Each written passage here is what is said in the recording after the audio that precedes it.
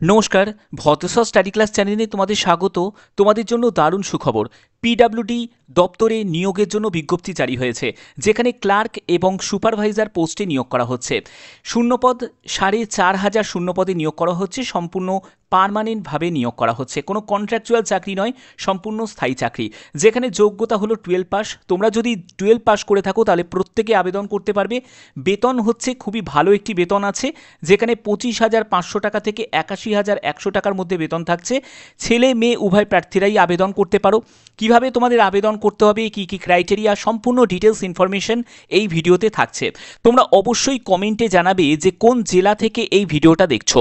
দেখো, তোমাদের জেলার নাম কেন জিজ্ঞেস করি, কারণ তোমরা জানো আমি জেলাভিত্তিক আপডেটও দিই, স্টেট লেভেল আপডেটও দিই, আবার সেন্ট্রাল আপডেটগুলো সেগুলো কিন্তু তোমাদের কাছে প্রোভাইড করি।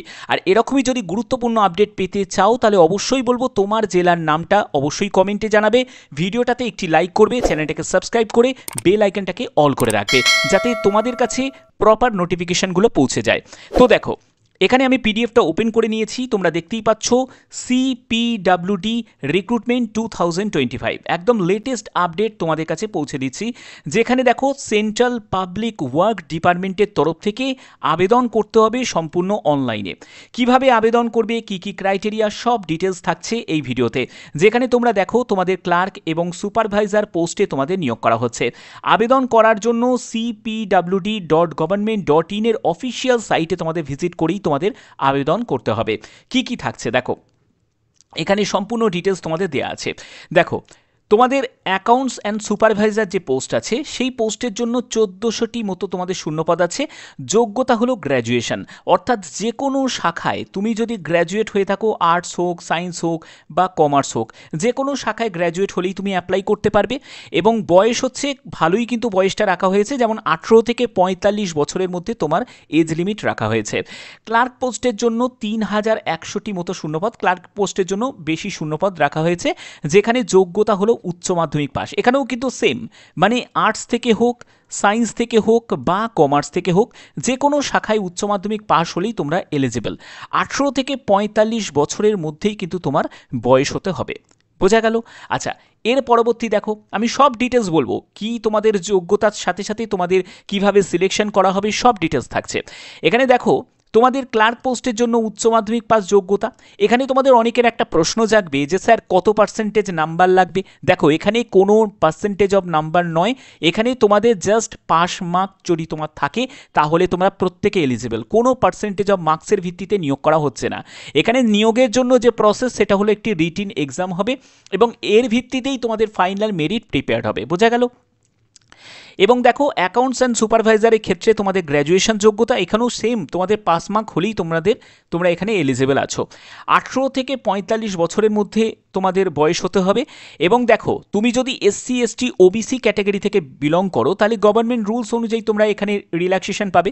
এবং দেখো, যারা যারা তোমরা এসসি এসটি ক্যাটাগরি থেকে বিলং করছো তারা বয়সে 5 বছর রিল্যাক্সেশন পেয়ে যাবে, অর্থাৎ তাদের ক্ষেত্রে বয়স হয়ে যাবে কত, 18 থেকে 50 বছরের মধ্যে বয়স হয়ে যাবে। ঠিক আছে? এবং ওবিসি ক্যাটাগরি থেকে যারা বিলং করছো তাদের ক্ষেত্রে বয়স হয়ে যাবে 18 থেকে 48 বছরের মধ্যে তোমার বয়স হয়ে যাবে। এটা দেখো, এটা অনেক বছর পর কিন্তু এর রিক্রুটমেন্ট নোটিফিকেশন জারি হচ্ছে, তো সেই ক্ষেত্রে এর ক্ষেত্রে কিন্তু অনেক ধরনের পরিবর্তন তোমরা দেখতে পাবে। ঠিক আছে? এবং সবথেকে ওয়েটেড, মানে অনেকেই এর জন্য কিন্তু ওয়েট করে আছো, আমি জানি প্রত্যেক ক্যান্ডিডেটরা তোমরা ওয়েট করে আছো যে পিডব্লিউডি অফিসে তোমরা কাজ করবে। এবং এখানে বলে রাখি, যারা যারা তোমরা পিডব্লিউডি তোমাদের ক্যাটাগরি থেকে বিলং করছো, অর্থাৎ ফিজিক্যাল হ্যান্ডিক্যাপ যারা আছো তারাও কিন্তু এলিজিবল আছো, তারাও আবেদন করতে পারো। কারণ এগুলো সম্পূর্ণ তোমাদের ক্লারিক্যাল পোস্ট আছে, অ্যাকাউন্টস সুপারভাইজার পোস্ট আছে, এখানে তো তোমার কোনো দৌড়ঝাঁপের কোনো ব্যাপার নেই। তো এখানে যেহেতু সম্পূর্ণ অফিস টাইপের জব, তো সেক্ষেত্রে তোমরা যারা যারা পিডব্লিউডি ক্যাটাগরি থেকে বিলং করছো তোমরাও এলিজিবল আছো। ঠিক আছে? আচ্ছা, এর পরবর্তী দেখো তোমাদের বেতন লেভেল কেমন আছে। বেতন লেভেল যথেষ্ট ভালো, 7 সিপিসি অনুযায়ী তোমাদের বেতন থাকছে, যেহেতু একটা সেন্ট্রাল গভর্নমেন্টের চাকরি। তো সেক্ষেত্রে অ্যাকাউন্টস অ্যান্ড সুপারভাইজারের ক্ষেত্রে 47,600 টাকা থেকে 1,51,100 টাকার মধ্যে বেতন থাকবে। ক্লার্ক পোস্টের জন্য 25,500 টাকা থেকে 81,100 টাকার মধ্যে তোমাদের বেতন থাকবে। এবং দেখো তার সাথে তোমরা HRA, DA, তারপরে হচ্ছে মেডিকেল অ্যালাউন্স, তারপরে হচ্ছে পেনশন, ট্রাভেল কনসেশন, এইসব বিভিন্ন তোমাদের যেসব সেন্ট্রাল গভর্নমেন্টের বিভিন্ন যে প্যাকেজগুলো থাকে সেই প্যাকেজ অনুযায়ী তোমাদের সম্পূর্ণ স্যালারি স্ট্রাকচারটা থাকছে। বোঝা গেল? আচ্ছা, এর পরবর্তী হচ্ছে কি আছে দেখো, সিলেকশনের জন্য তোমাদের আগেই বললাম যে এখানে একটি রিটিন এক্সাম কিন্তু তোমাদের থাকছে, এবং এই রিটিনে তোমাদের দেখো 200 নম্বরের তোমাদের পরীক্ষা হচ্ছে, 100টা প্রশ্ন থাকবে, 2 ঘন্টা তোমরা সময় পাবে, 0.25 হচ্ছে নেগেটিভ মার্কিং থাকছে। ঠিক আছে, 0.25 হচ্ছে নেগেটিভ মার্কিং, অর্থাৎ 1/4 তোমাদের নেগেটিভ মার্কিং থাকছে। এক্সাম সেন্টার কোথায় কোথায় পড়বে আমি সেটাও বলছি। তোমরা কলকাতাতে পেয়ে যাবে, যারা যারা WB থেকে বিলং করছো, ওয়েস্ট বেঙ্গল থেকে, তারা কলকাতাতে পেয়ে যাচ্ছ।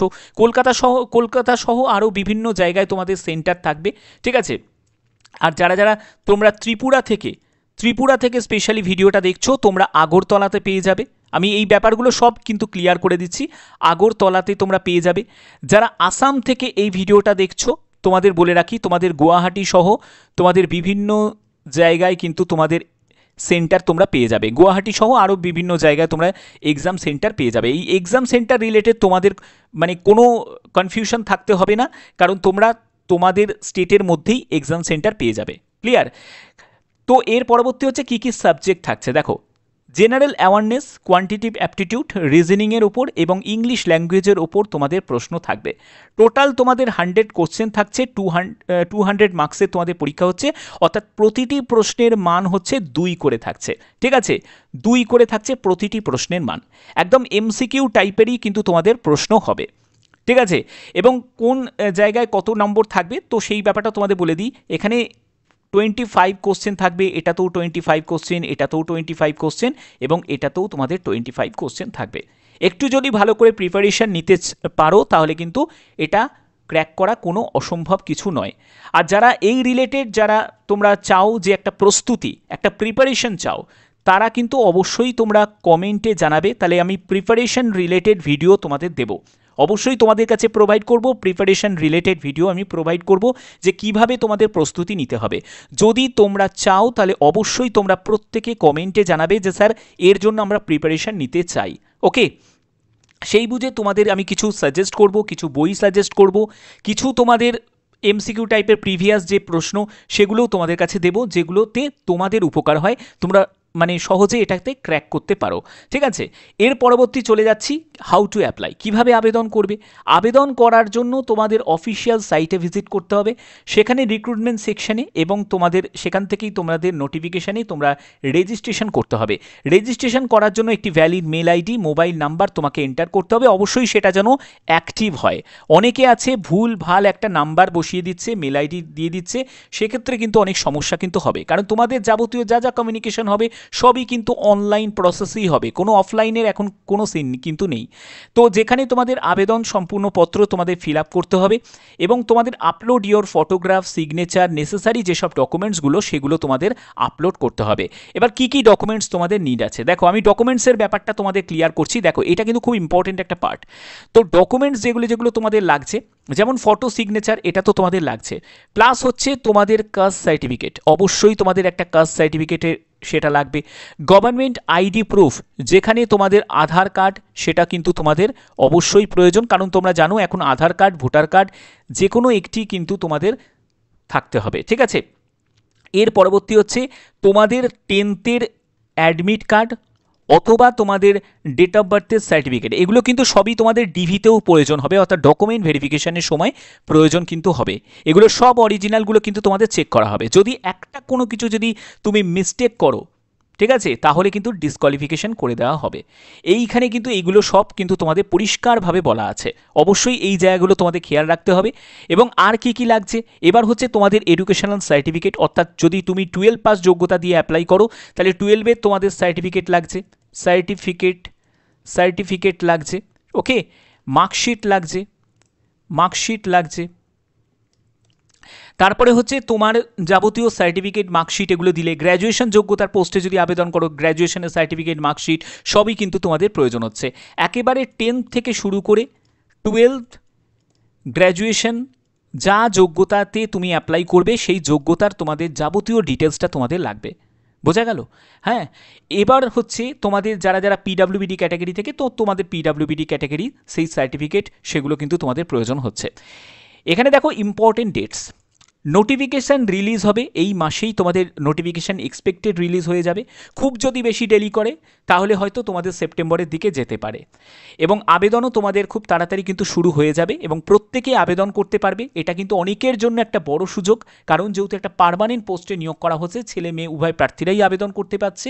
এর জন্য তোমাদের দরকার একটা ভালোভাবে প্রস্তুতি নেওয়া। প্রস্তুতি রিলেটেড যদি ভিডিও চাও তাহলে অবশ্যই বলবো প্রত্যেকে কমেন্টে জানাবে যে স্যার প্রস্তুতি রিলেটেড ভিডিও চাই, তাহলে আমি সেই বুঝে তোমাদের কিছু সাজেস্ট করব, কিছু বই সাজেস্ট করব এবং কিছু তোমাদের প্রিপারেশন কিভাবে নিতে হয় তার জন্য কিছু পিডিএফ বা কিছু আলাদা করে তোমাদের ভিডিও দেবো সাবজেক্ট ওয়াইজ। ঠিক আছে?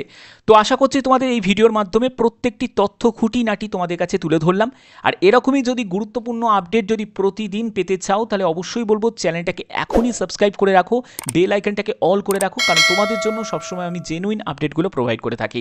এরকমই আশা করছি ভিডিওটা ভালো লেগেছে। এখনের মতো এটুকুই, ধন্যবাদ।